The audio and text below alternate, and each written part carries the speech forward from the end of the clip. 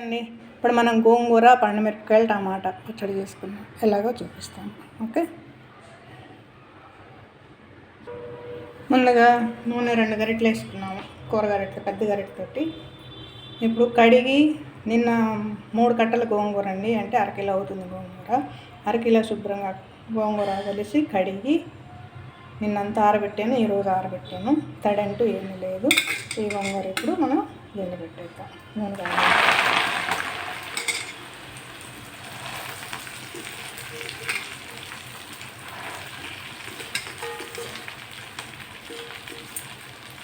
చెక్క తక్కువలో ఉంది.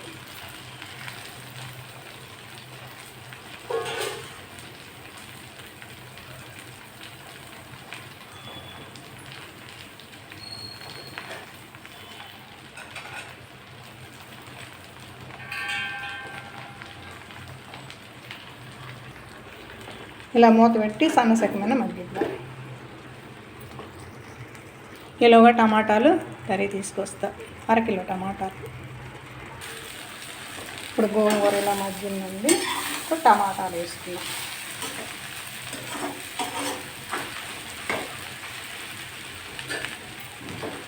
అరకిలో టమాటాలు.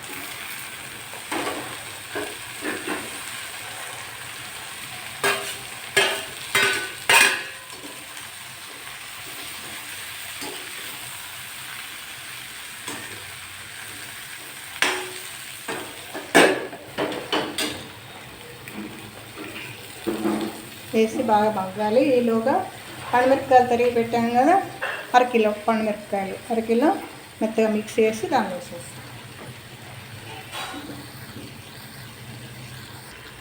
ఈ అరకిలో మిరపకాయలు ఇట్లా ముక్కలుగా చేశాను. దీనిలో గిద్ద ఉప్పు పోస్తాను. ఉప్పు పోసి మిక్సీ పడతాను.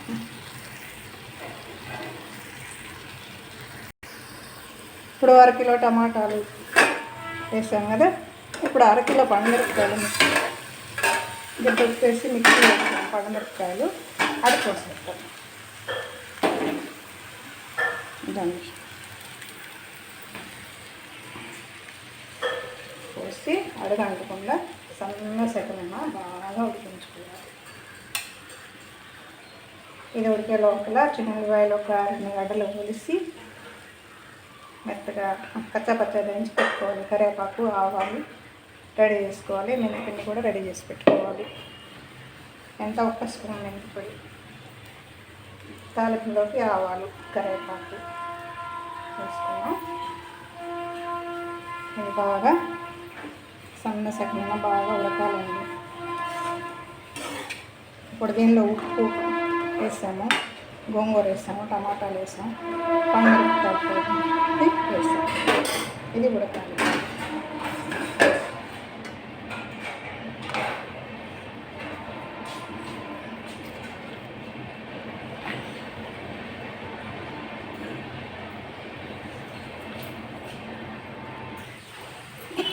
ఇలా పచ్చడంతా బేసన్కి వేసుకోవాలి. వేసుకొని పప్పుతో పెట్టుకోవాలి.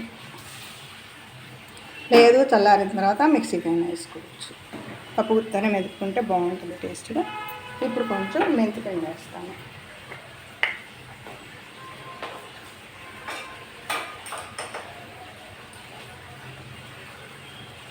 అంతే.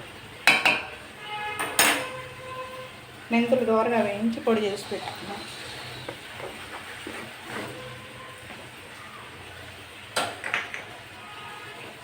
ఇప్పుడు దీన్ని మెత్తగా కింద పెట్టి మెత్తగా రుబ్బుకోవాలి. ఇదండి పచ్చడి బాగా మెత్తగా మెదిగింది పప్పు గుత్తితోటి. ఇంకా తాలింపు పెట్టుకోవడమే. పెడతామా? వేడి మీద నలిపితే పచ్చడి బాగా మెదుగుతుంది. చక్కగా ఉప్పు, కారం, పులుపు అన్నీ కరెక్ట్గా సరిపోయాయండి.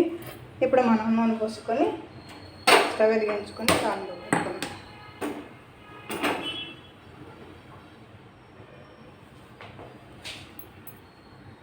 పావు కిలో నూనె. ఇప్పుడు పల్లి నూనె,